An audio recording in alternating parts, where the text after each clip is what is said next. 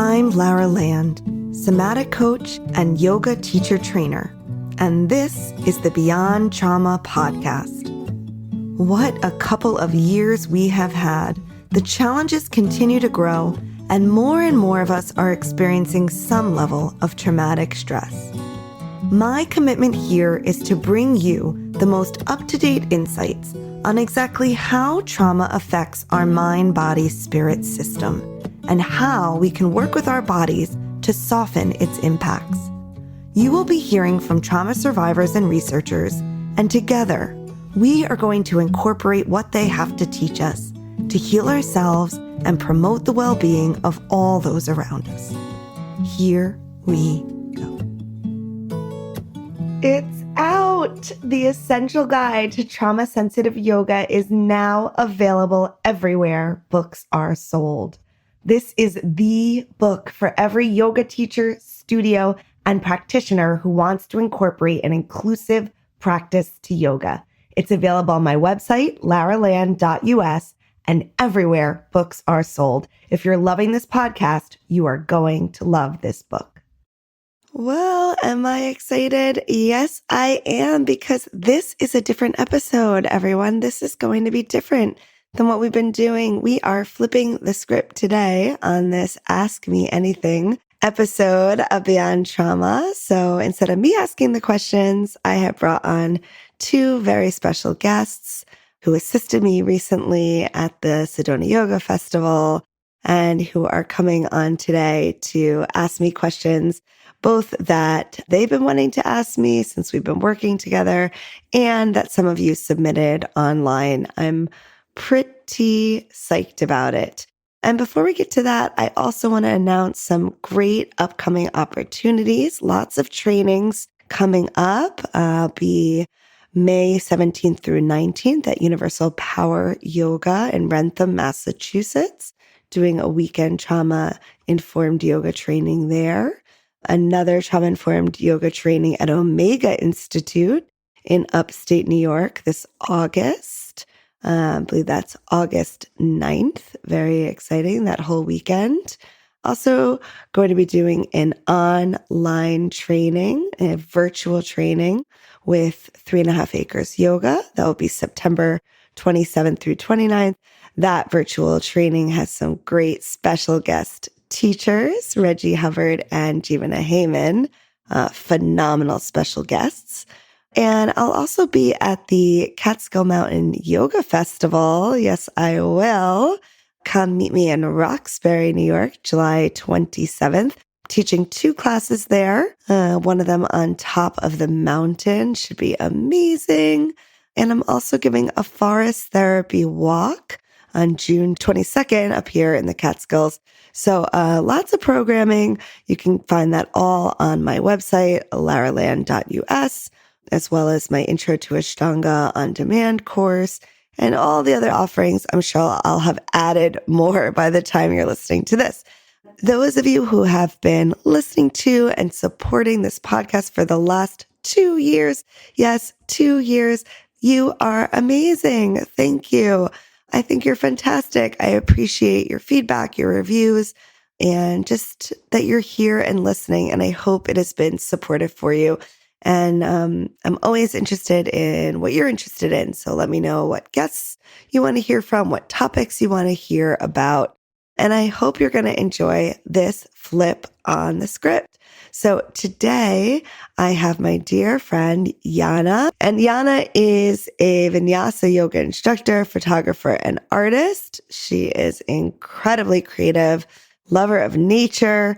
And as she'll explain, we met in the Catskills, and she's done my trauma-sensitive yoga training, and she's been working for 3.5 Acres, especially teaching some really special classes for Harlem Grown, classes for the community. So really proud of that and happy to have her on. I also have Angela on today.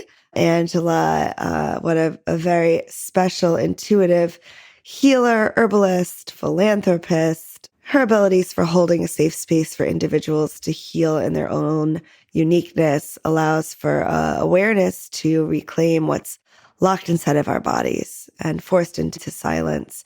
And she offers multiple healing modalities, including yoga and walking, and simple ways to connect to your inner self. Angela's definitely a healer. She has certifications in core power yoga, 3.5 acres trauma informed yoga, core strength yoga, vinyasa hot yoga, and is a continued student in life. She is also joining us today, and we'll share a little bit about how we met at the Soulfest Festival. So I think you're going to really enjoy this episode. It's a little bit different. And here we go. Okay, here we go. I know the second time only a 3-person setup here on the Beyond Trauma podcast. So expect talking over each other, laughter, and all those good, natural, unrehearsed moments. But the 3 of us have spent some good, significant time together. So I think we will manage it, and we will figure out each other's rhythms. So I will have introduced you both in the intro, but let's let our listeners hear your voices and hear a little bit about you, so they know who's joining today for this special Ask Me Anything episode. So Angela, do you mind saying hello and a little bit about yourself and how we met? Sure. Hi, everyone. My name is Angela, and I am a yoga teacher as well as a wellness enthusiast. I had the great pleasure of meeting Lara at Soul Fest. And upon meeting her, she had this wonderful smile, and I heard her mission. And I got a chance to flip through one of the magazines, and I just felt like it was something that I could align with. And somehow, as fate would have it, I had the opportunity to take her training, trauma sensitive yoga training, and again felt a great alignment and took the training. And it was just before we went into this pandemic, actually 2 years before. And I was able to use those skills not only for myself, but my family and friends. And I continue to use those skills to this day. Hmm. And fast forward, an email went out where a collaboration was needed to go to my favorite place, Sedona, for the Sedona Yoga Festival. And I happened to be flipping through a magazine again and saw that they were having this festival, and just kind of thought, oh, I would love to go, but didn't see where it would fit in. And when the call went out, I jumped at it and was able to go and had a wonderful time. And I met some wonderful people. I took some amazing classes. I got to sit and witness Lara do her wonderful magic in this training with a whole new set of new trauma sensitive yoga trainees. And it was magnificent to see. So I'm really excited to be here today. Yeah, well, it was incredible to have you there, Angela. Wow, what a special training and festival. And we're definitely going to talk more about it. I want to let people know who don't know what Soulfest is, where we originally met, about that festival, the festival that I co-produce with Yana Velez of New York Yoga Love magazine. Um, and that's a festival we've been producing mainly in Harlem on 125th Street. And it's a free festival. That's one of the core elements of the festival. A festival that is in the middle of the city where people can get to without, paying for big transportation, without having to rent a car. And also, I mean, I said in the middle of the city, but it's actually, upper Manhattan, Harlem. So part of the mission of that festival is also to bring people uptown and let them see the beauty of Harlem and all that's going on there. Because, Angela, there's those people that do not go past I know. 14th Street. 14th Street, that's it. Yeah, you got to come uptown. Harlem is happening. It is the place to be. And the festival was in the middle of it all. So I had a wonderful time.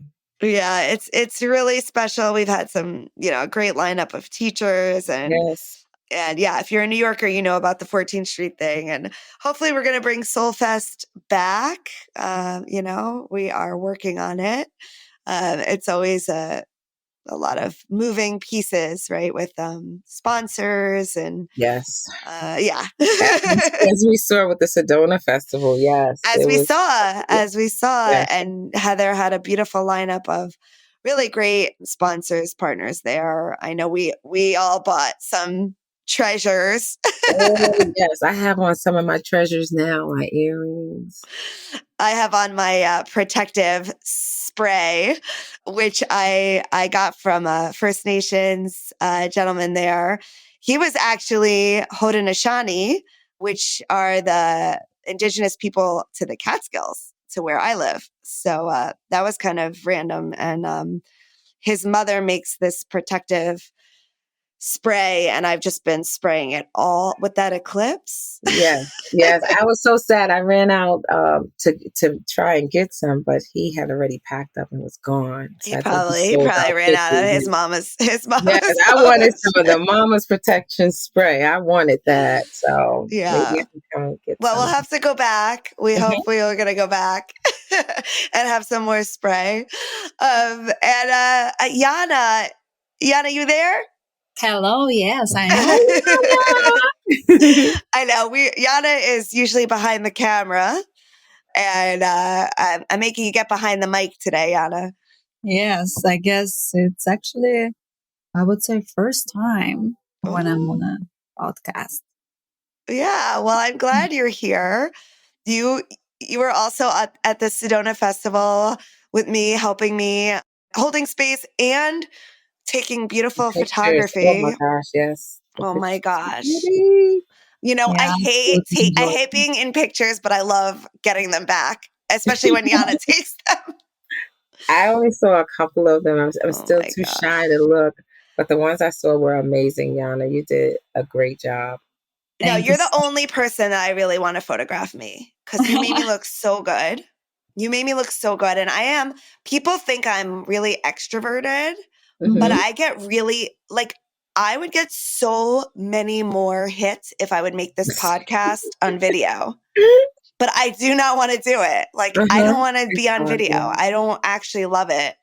So I get really weird about the video and the photos, but no, Yana, not with you. You are really talented. No, No, you looked great, but I know what you're talking about because I'm very concerned about also being on video and photos. hmm But at the same time, I think it's so important to capture the moment. And, in 5, 10, 20 years, you will look back at those photos and you would be like, oh my God, that was so beautiful. Why did they think differently?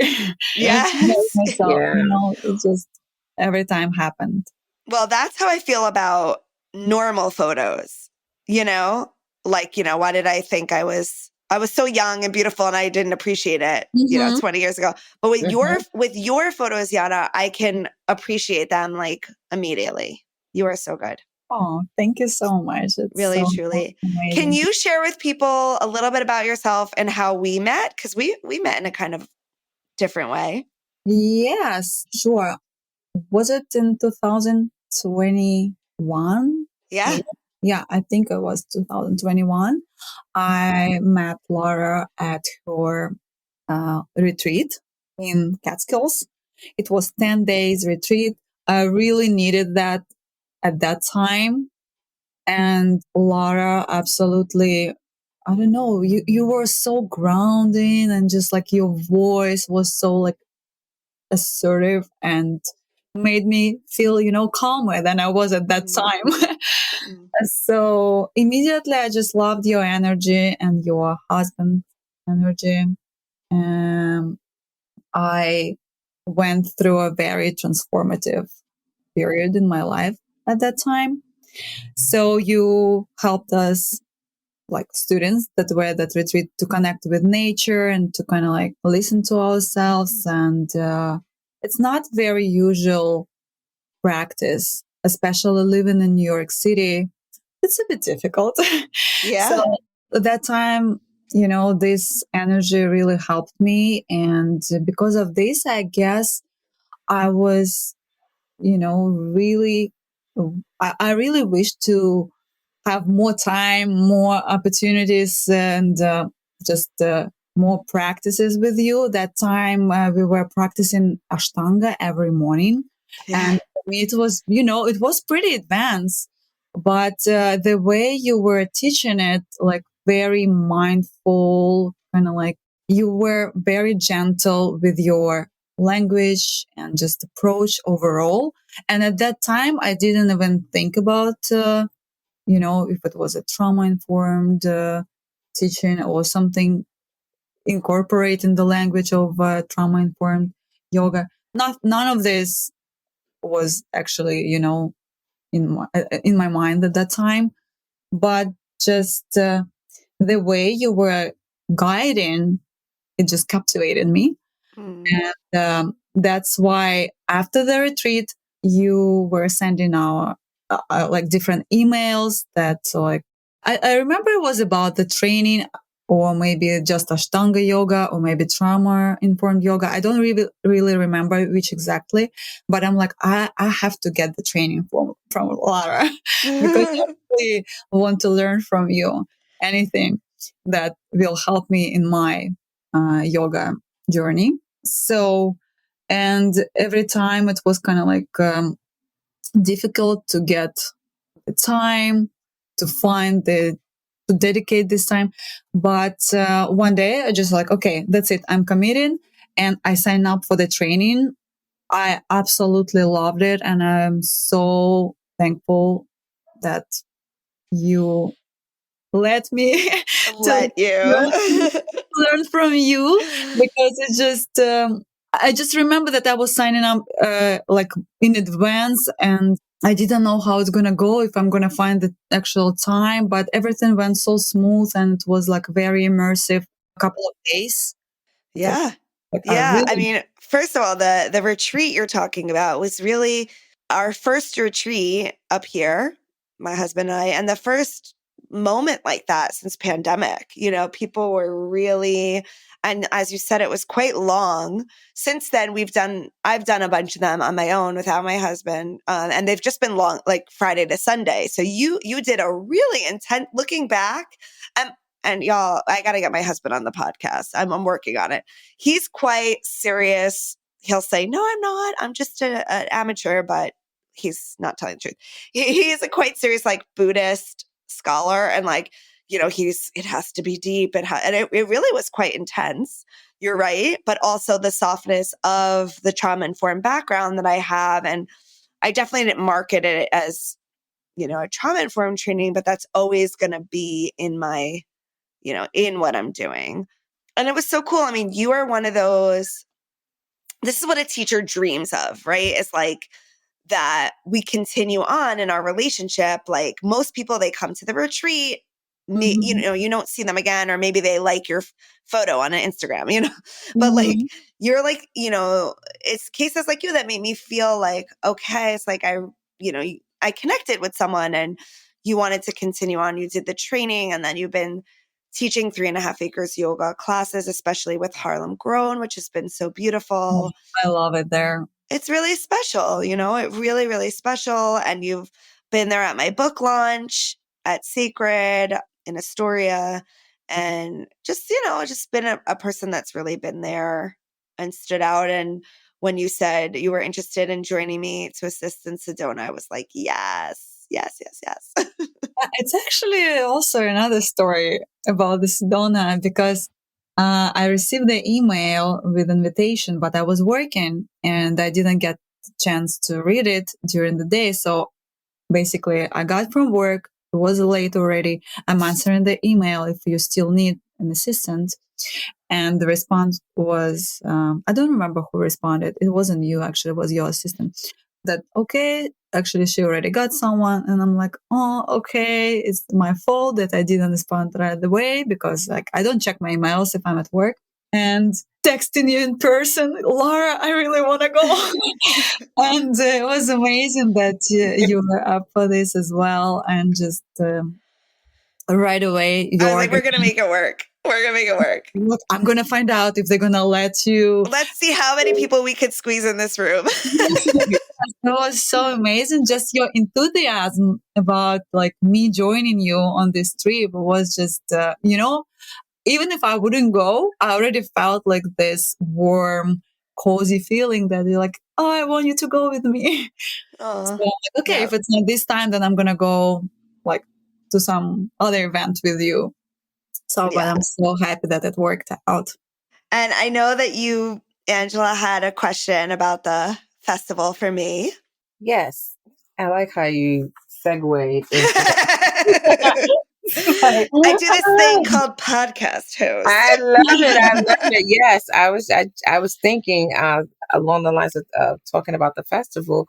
How did you feel about being invited to the festival? Well, let me tell you. And I didn't ask Angela to ask me this. That was her question. Mhm.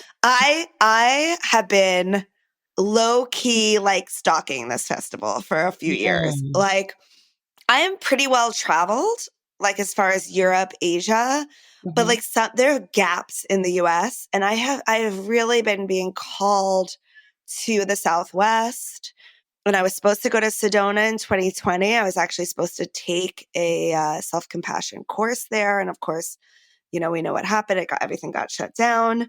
So I've been wanting to go there. I felt like this festival was very authentic. I mean, the fact that they have a trauma-informed yoga teacher training within a festival is very, Mhm. very unusual, you Yes. know? So I've been wanting to do it. You know, I let it be known that I wanted to do it, but someone else was doing it. I sort of let it go, you Mhm. know? And lo and behold, you know, the opportunity opened up and I got that call and I was feeling pretty stoked. I was feeling But what was that call like? Hey, do you want to come and just, vent, or you just what did that No, call? it was like we had the person that was supposed to do this, it can't do it. And, you know, we've always had your name here and do you want to do it? You know? And I was like, oh yes, like I want to do this training there. And it was like, it was an email actually in the middle of the day. And I was like, okay, can you like call me later and like, let's work this. Like it all happened so fast. Like I agreed to this whole deal within like under 24 hours. It was pretty crazy and fast, but it just felt so good and so right. And it was a big reminder that like the balance of both putting out there what I want and like letting it go. You know, so like it's easy to go one way or the other, like push too hard or be too like nothing really matters. But there's a balance there. I like in your balance when they called. You said, "Okay, can you call me later?" Like, hey, universe, I want this thing, but give me a second. Hold on, wait. I Let was me speak like, to yeah, the I need some details. I need some details, you know. No. It was a big travel, as you know. So I had to like figure that all out. And I have a family and everything. But I wanted to do it and it couldn't have come at a better time for all of us, right? No, it was great, perfect time. It's like I said, Sedona's my favorite place, so much so that I drive there as often Yes, as you I do. can from New York City. Like, oh, I'm having a bad day. Get in the car, everybody, dogs, everybody, get in the car. We're driving. That Um, is so wild. That is so yeah, wild. it's called empty nesting. Call me, my friend, when you get there. I I'll be will say waiting for this, you. like Sedona, like I definitely want to go back, you know, like it had a strong effect on me, like sitting in the Red Rocks and the Mhm, vortex. Definitely the airport mhm, vortex was a really strong point. mhm, And I came home and I wasn't even back. I was like driving back up to the Catskills. Like I flew into Newark, stayed in Jersey, and then I was driving upstate. mhm. And I was like texting my husband, like, I'm going straight onto the trail. Like I Mm, was at the same time that I loved being like in that very intense, strange environment. I was like, get me under some trees. And I was like hugging trees. I missed like forest. Wow. Yeah. I was crying. I went straight onto my trail here that I hike like weekly. And I was just like hugging trees and cry. Like I think I needed like soil and like coverage again yeah. because it's Mhm. bare. It's Yeah. bare there. Mhm. Sedona will do that to you. That's the magic of the Yeah. place. That is the magic. Yeah. Also, along with being a presenter there, you wrote a book. Oh, I did. I was very lucky to be able to read from my book, The Essential Guide to Trauma Sensitive Yoga, How to Mm-hmm. Create Safer Spaces for All. Mm-hmm. I had a table and I was able to read from my book and talk about it. So yeah, this, we're coming on with this episode. It's not only the 2-year anniversary of the podcast, but it's also the 1-year anniversary of releasing the book. And the book was Yay! like, yeah. Congratulations. Yes. The book is really 10 years plus of being out there teaching trauma sensitive yoga in very different environments, like Mm-hmm. from Rwanda to India to, all over New York City. And then with lots of different populations and then also training teachers to do that. So I Mm-hmm. just wanted to get it all down. Okay. Everything I learned along the way, everything I've incorporated, and why I feel like we all should understand trauma sensitivity in ourselves and in how we relate to others. Yeah, and I actually, wanted to ask you how you bridge the gap between this Ashtanga yoga and trauma informed yoga. Because personally, I think that there are a lot of things about the Ashtanga practice that are innately trauma informed. But for most people, they might see there is a huge gap between the two. And can you talk more about it? More about the stories surrounding that? Yeah. Thank you. There is a big gap in most people's perceptions of that. And that is something like a kind of string that I'm still trying to thread for a lot of people. So I do have this course. It's an on-demand course off my site called the Complete Introduction to Ashtanga Yoga. And I really highly suggest it. So you can learn with me on demand, video by video through 2 Mm-hmm. months, very slowly. And I kind of show the way that I've transformed Ashtanga Yoga to be more trauma sensitive. So I grew up in the Ashtanga Yoga tradition, which not, maybe everyone knows about, but basically it's you're working with a set sequence of poses. And in the Mysore style way, you go in and the teacher teaches you a tiny bit of the sequence. And then over weeks and months and years, they keep adding on to it. Mm-hmm. And eventually, like you learn the whole first sequence, you start to learn 1 and 2, and you get what's called split. So it doesn't get longer forever, but they get cut in half. But anyway, it has some things that are very inherently trauma sensitive. So, as you probably remember from your training and from being part of the Sedona Festival training, the sort of predictability of doing the same poses every day in the same order. So it's not going to be surprise when I walk in. Mm-hmm. I really get to focus in on myself as a practitioner and how I'm different and changing with, the poses aren't changing. So I get a lot more self-awareness of, wow, yesterday I did this. I wasn't agitated. Today I am. What might Mm-hmm. that be about? So it's more introspective and it's very grounded in the here and now. So we use something called the Tristana, which is a 3-pointed focus of gaze and breath and embodiment to stay in the here and now. And, for a lot of survivors of trauma, there's a big pull into the past, or there might be fear and anxiety about the future. But to learn to be present in the here and now and to be able to be with uncomfortable sensations, but stay present is a big part of the healing process. And I've sort of just adapted that. Like the Tristana says we have to hold those 3 elements, the gaze, the breath, and the embodiment all at once. And I say, like, when I present it as trauma informed, like, pick one, right? Or like use percentages, because for some people, breath is super scary. For some people, embodiment is. So like, I say, like, instead, this gives you a way to stay in the practice by just moving your attention to something else. Like move your attention to your gaze. It takes you, really into a different focus, and you might be able to stay in the posture. So I think there's a lot within the Ashtanga practice that is really, really fantastic for trauma informed. I would say like the one place where they haven't been as aligned as they should be in the past is like the teacher student relationship.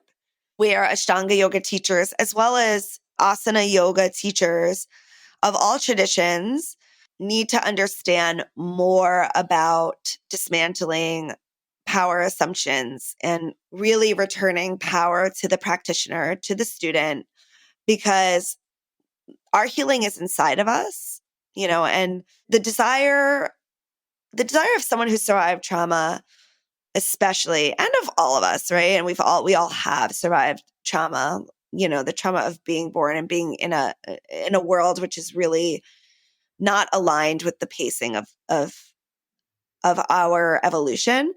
We crave for someone to just fix it, and it's very easy to fall into that as a student. So the teacher has to be very highly trained to remember themselves that they're not the answer to all, especially when a student's like, you're amazing, to like hold that, like, yes, they're getting something good from the practice, but it's not me.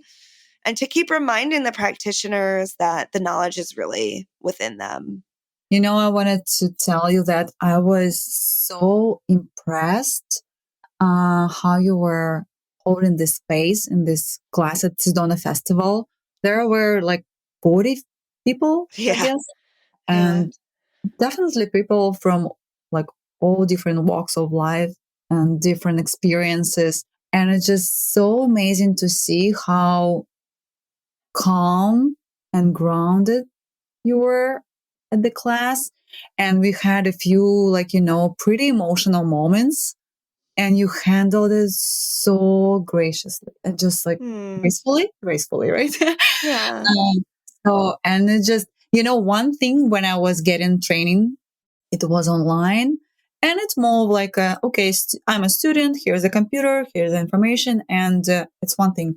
But other thing to see it actually from the side when other people getting involved, and to see how you teaching, how you basically give this information to people, and how you incorporate your teaching in a daily basis.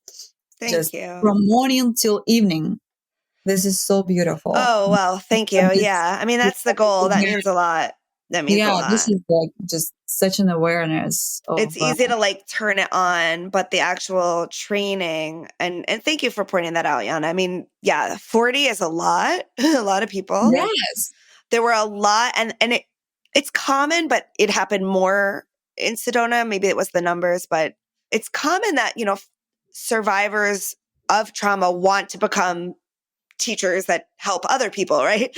And we had that a lot in Sedona. So we had a lot of survivors that were in there training and then learning about trauma and how to, teach trauma-informed yoga can be triggering in itself. So it was intense, it was definitely intense. And I really appreciate that. I should mention that. So we do have a couple trainings coming up. 3.5 Acres is doing a virtual training. I mean, the benefit of the virtual training, right, is you can take it from anywhere. You get to do it from your home. And the benefit of this upcoming virtual training, September 27th through 29th, is after that experience in Sedona with the guest teachers that we had, right? Reggie Hubbard and Jivana Heyman. Oh my gosh. Right? Yeah. I invited them. Yeah. I mean, a treat. It was mind blown for everyone. So I invited them to come do the virtual training, and they said yes. And we should also send some well wishes. We're going to wait for that. Yes. So we are sending some big love to Reggie right now. Absolutely. Who has had a health issue, but I see his absolute and complete healing. But this is so incredible what came out of this Sedona Yoga Festival that, oh my gosh, why don't I invite them to do my live trainings with me? So you got the dream team, folks. If you want to do that training, I'll link it in the show notes. And also, though, for folks who do like a more in-person vibe, hopefully we'll get this out, I think, in time for my May in-person training in Massachusetts, in Rentham, Massachusetts. That's the weekend of like the 17th, 18th through Universal Power Yoga. All this is on my site, and I'll link all of it in the show notes as well. And then there's a third training opportunity in August in person at Omega, which is upstate New York, Rhinebeck, and that's in August. So basically May, August, and September, you have 3 opportunities to get trained. Pretty Those exciting. are all great places, great spaces. Yeah. Yeah. All good energy, like all really good energy. Before we move on, I wanted to know, just heading back to talking about the students that took the training, how often do you see survivors taking the training, and how challenging is it to share this work, maybe even with older teachers from other flows of yoga, styles of yoga? How challenging is it for you getting your trauma sensitive information into those spaces? Yeah. Well, if they've signed up for the training, right, they already have some interest Mm-hmm. and they're, they kind of, usually something is rubbing them wrong Mm-hmm. about what's happening in the general yoga studio population. Unfortunately, a lot of people that come to me experienced trauma or re-traumatization in their yoga teacher trainings. I would definitely agree. And I did an episode on that, the podcast with Michelle Lehrman, who went through the Thay training, but the 3.5 acres yoga training, the trainings I do, they're add-ons. So they're assuming that you already have a yoga teacher training. I also do trauma sensitivity trainings for schools and offices, but yeah, these yoga teachers often they go through something that feels not right in their 200-hour trainings. It is harder though, Angela, to like get this into more yoga studios. Like I feel like I should be getting calls every day. I mean, I guess that's the end of my question. How do you get other teachers on board, other studios to the bring maybe? studios who are, excuse me for saying this, but farming out yoga teachers, like they're training thousands of yoga teachers, and collecting great payments for that to, give them their certifications. And some of the trainings are great and some aren't, and people, and I get so many emails asking me like which 200-hour training I should take. That's like one of the biggest questions that I get. And I can't tell anyone, like, first of all, that would be a full-time job to investigate every single training out there.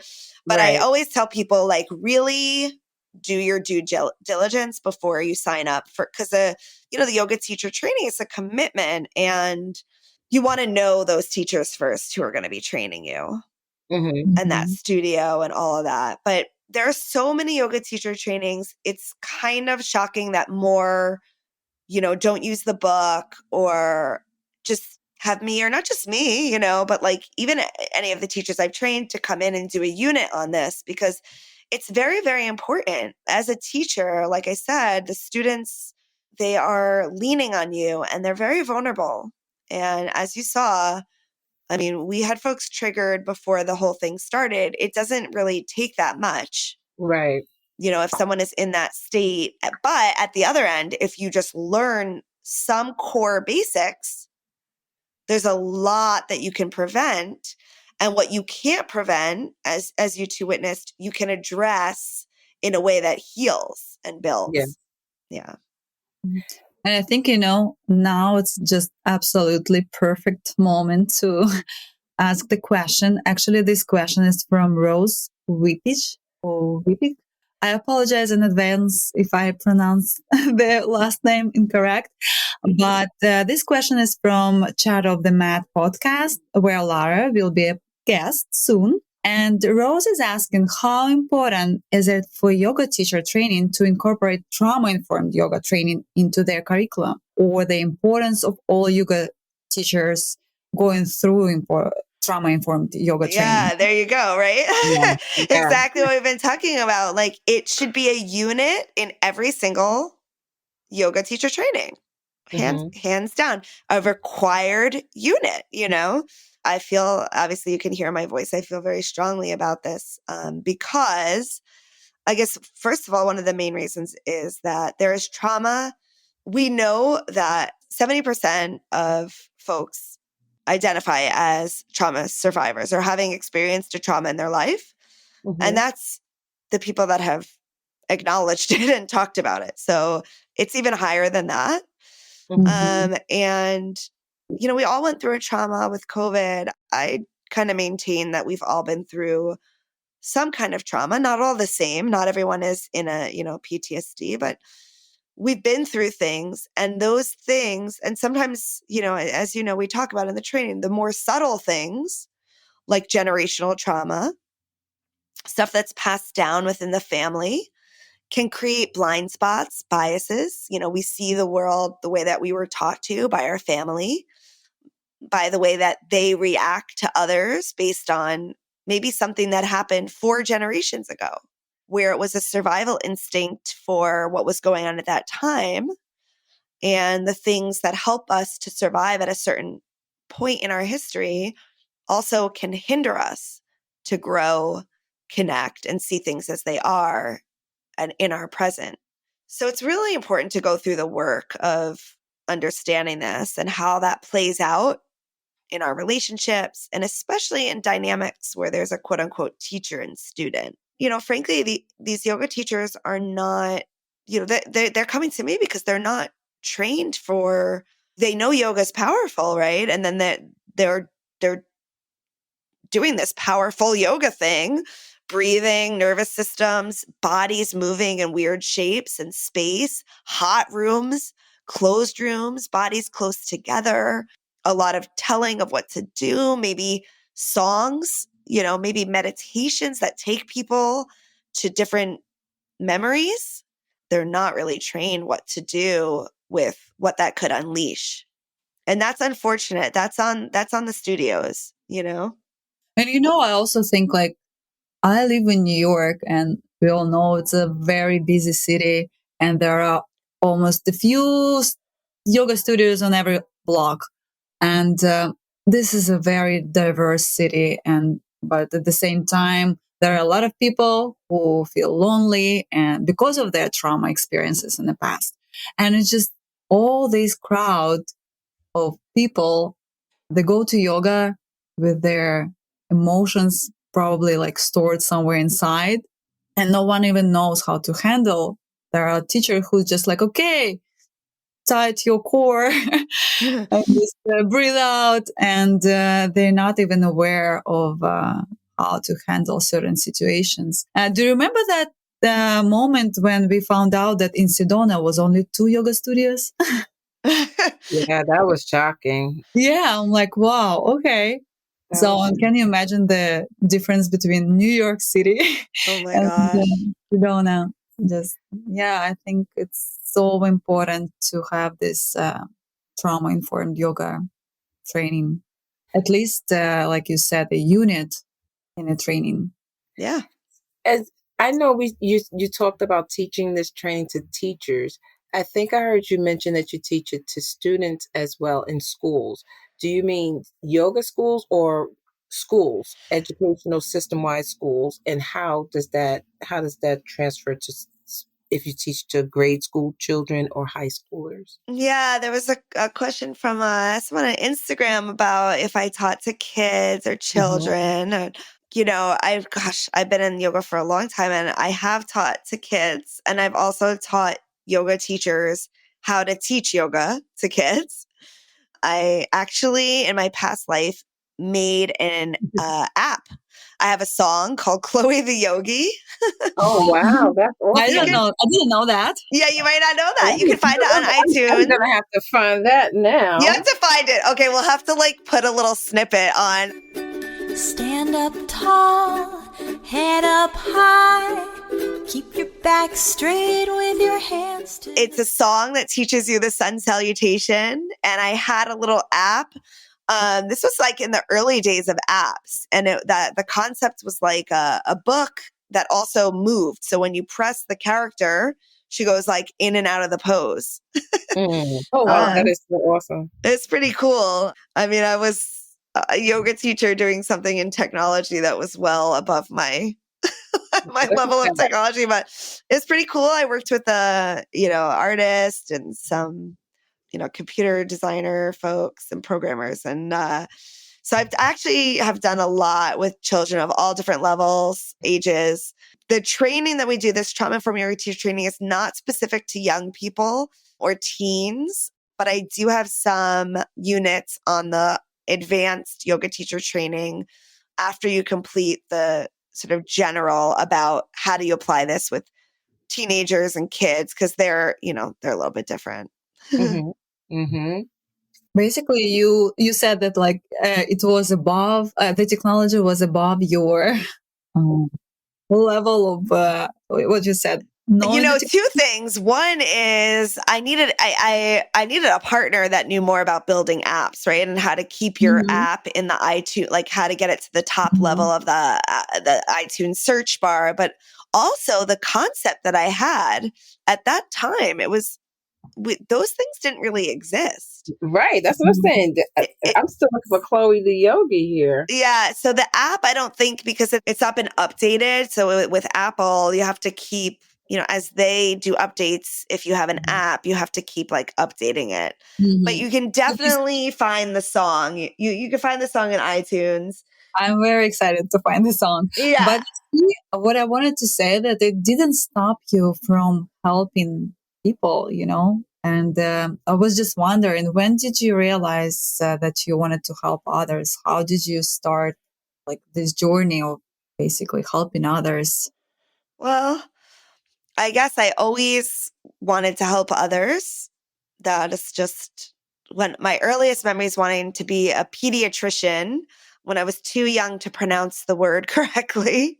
And my parents always remember that because sorry, mom, sorry, dad. I didn't become a doctor, but I found my own way. But I had my journey. I was very into theater and acting, and I went to theater school. I believed in helping people through the arts. But when the teacher asked, this was at Boston University, like, do you think you can change the world? Or it was some kind of question like that through your performance on stage. And I think people can. I was like, no, I don't think I can. Like for me. And through the process of acting training, we actually were introduced to a lot of different yoga techniques, centering, breathing, and actual, physical yoga, meditation, because getting into the role, it requires that kind of clearing out and emotional openness and presence.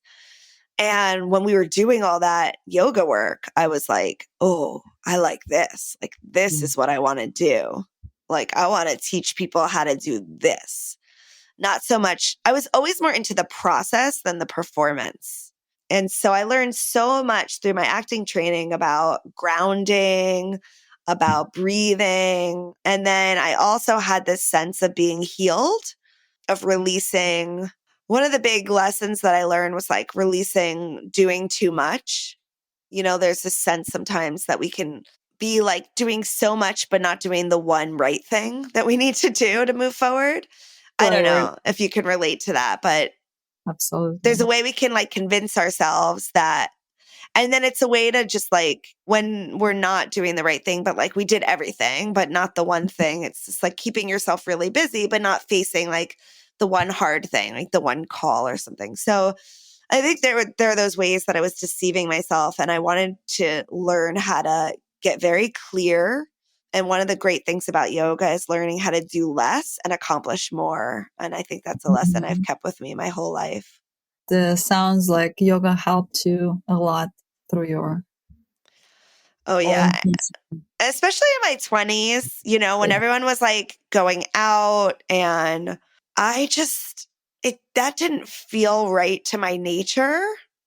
And having like yoga to go to every day, that really helped me have something really grounding and connected and just like on the schedule that could keep me healthy. And I don't just mean like the yoga kept me healthy, but knowing that I was going to yoga, like it kept my schedule healthy, because I didn't want to like feeling this sort of like a discipline. Yeah, the discipline was fantastic for me. Yeah. Exactly. Thank you. Yeah. But you said it was all like back then when you didn't have family yet, when you were like starting acting, right? So I can imagine that it's much easier to incorporate yoga and all those mindful things into our lives. But when we get family, when we have all these like adult responsibilities, Yeah. how do you stay like, sane in all this chaos? Yeah. How do you actually find time to take a yoga class and Yeah. maybe meditate? Can you share a little bit of this? Because I know that you have a daughter, you have husband, and of course all other responsibilities, and now you also studying. Yeah. It's just, I don't know, there's so many things. How do you do this? Yeah, I think that's a really common question that people want to know, not just about me, but like how they can do it, right? Mm-hmm. And I think, one benefit that I got was really creating that discipline very early on, right, in my 20s. So it does come more naturally to me now. And, this is a slight harsh side of the answer, but like if you can create discipline in yourself, that will transfer over to all parts of life. It is a great skill. Now, some people take it too far and they need to learn how to be able to break their rules, So that's also the danger. But a lot of people, they haven't learned to develop that discipline. And I actually believe that that discipline can be and is best learned very slowly. It's really learning not to lie to yourself. So Mm-hmm. committing to the smallest thing that you refuse to lie to yourself about, whether it's, once a week putting on your sneakers, even if you don't go anywhere, Mm-hmm. like getting used to a small thing like that and learning that, and I'm really serious about that. Like, I'm just going to put my sneakers on. And once you go 2-3 weeks like that, you add, okay, I'm going to walk 1 block. And it sounds, most people want to do those New Year's resolution things. And then they do too much too fast. They burn out and then they tell themselves they're failures. Mm-hmm. And it's a bad psychological loop. Whereas if you go really, really slowly, you'll build a strong foundation and you'll just get so used to the discipline and the small thing that you just keep building on it. An audience member actually wrote in and asked that. They said to them, time and time again, I struggle with committing to something, particularly as it relates to my wellness or self-development. Can you speak a little bit more about that? You Yeah. mentioned taking it smaller. What else can you say? Yeah. So I know who that is. And I know she said like the smaller, I've worked with her and I know the smaller goals has helped her, but it's still not sticking, right? So like, it's like, Mm-hmm. why, Yeah, you know, yeah.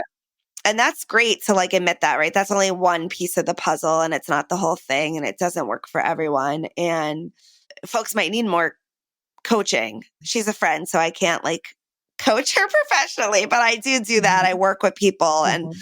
having a coach that you check in with once a week. And it just, it doesn't have to be a coach. You can have an accountability buddy. I work with people that want to make change. I'm just putting that out there for folks who are interested in that. She speaks to something else in her question, which is like maybe it's related to trauma. She says, and then she backs out, right? She goes, maybe Right. She it's just says maybe laziness. it's related to trauma or it could just be So laziness. that's really interesting, right? I didn't ask her Yeah. about that. So she's a friend, so she's never actually said those words to me before. So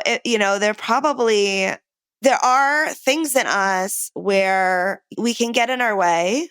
Maybe we don't believe that we're deserving of the things that we want. It's not just the discipline, right? There's deeper work to be done sometimes. So Mhm. there might be, something where there's some feelings of worthlessness and needing to understand like her own value and that she deserves that. I think knowing her, I'll go out on a limb and say, and this, I'm also saying this to all of you out there listening, there might be some getting worth from like being there for other people, right? I know, knowing you, Angela, maybe there's some, I know you're a caregiver. So we have that, right? And it's a beautiful thing to be a caregiver, but we don't want to become a martyr, right? And so if too much of our self-worth is in being the one that's going to always stay up late for others or always rescue others, that there is a time that we have to address that. And when there's a cycle sometimes of like depleting ourselves, and then, only when we get there, we're willing to work on ourselves because we have to at that point. We're so drained. So that's the deeper work. That's the deeper work. And the trick is, I'll say another thing is like, so when that cycle is there, the trick is to interrupt it sooner, right? So knowing this person and other people that I coach, like they might get on a really good track for a while. And then, a life event happens, which it does, right? To all of us. And they may not see themselves slipping at first, or it might be normal to say, okay, this week I couldn't take care of myself as much because life. And that's, of course, normal and valid. Mm-hmm. The thing is not to allow that to go into 2 weeks or 3 weeks, right?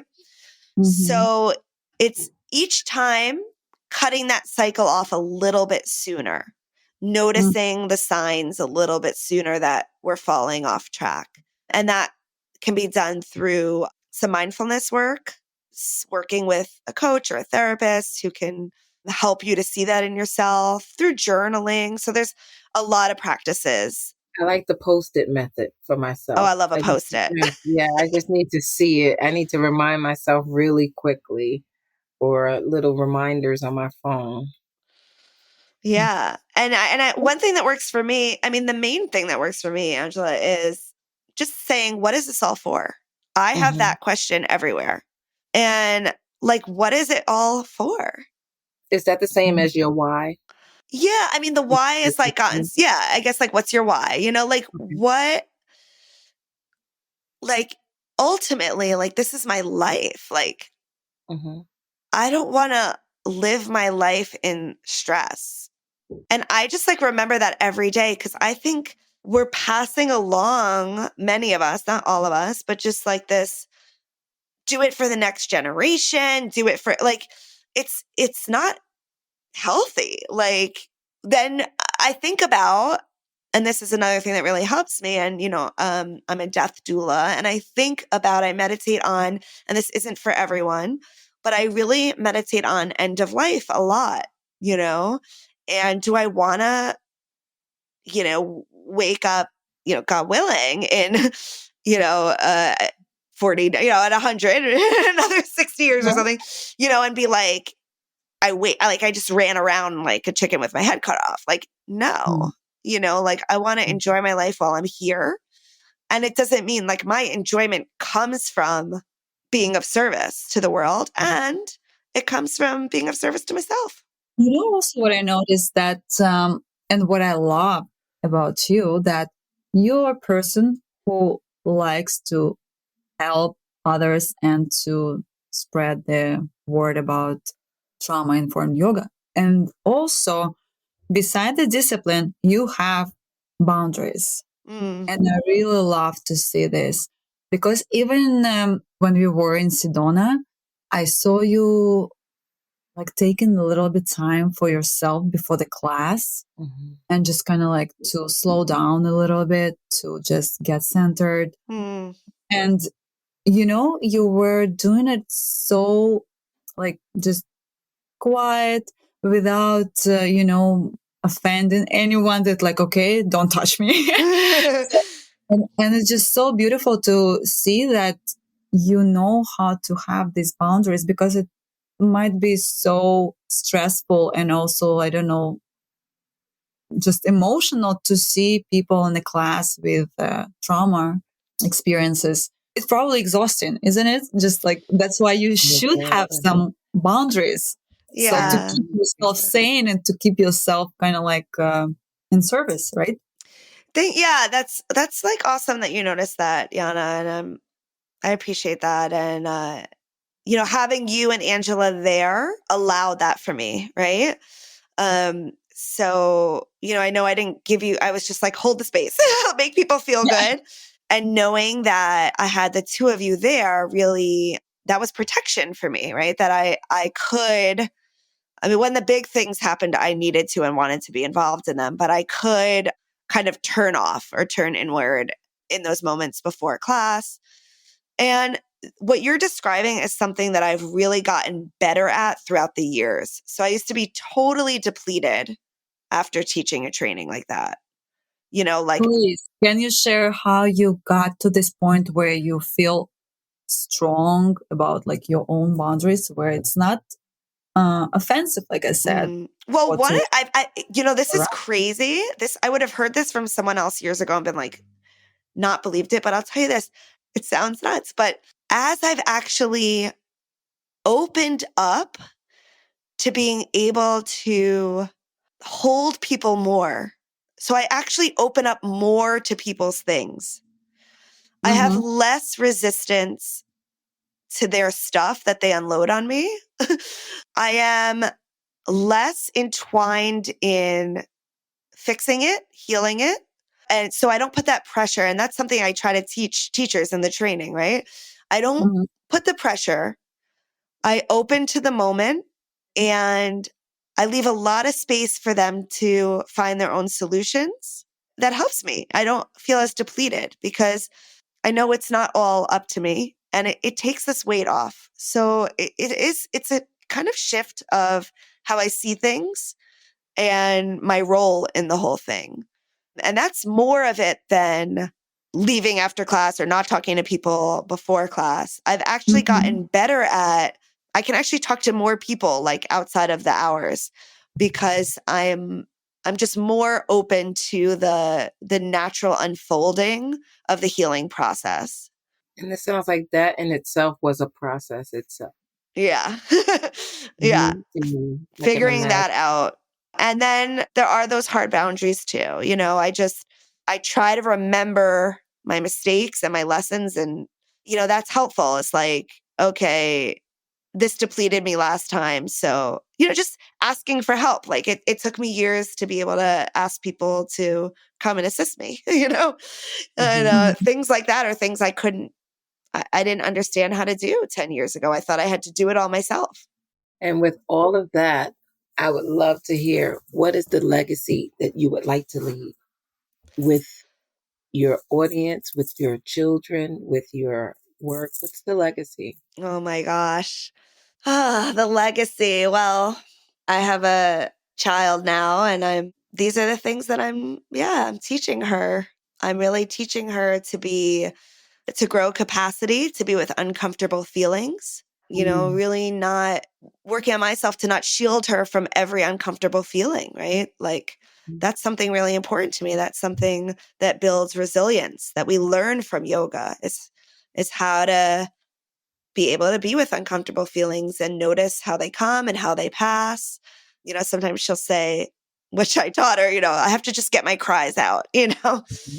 that it's just emotion. It's just, motion passing through, right? It's just sensation. And so I hope to, I guess that's one of the big lessons that I hope to teach her and others is to be able to have more capacity for each other, for ourselves, more compassion for ourselves and for each other, and just soften toward each other.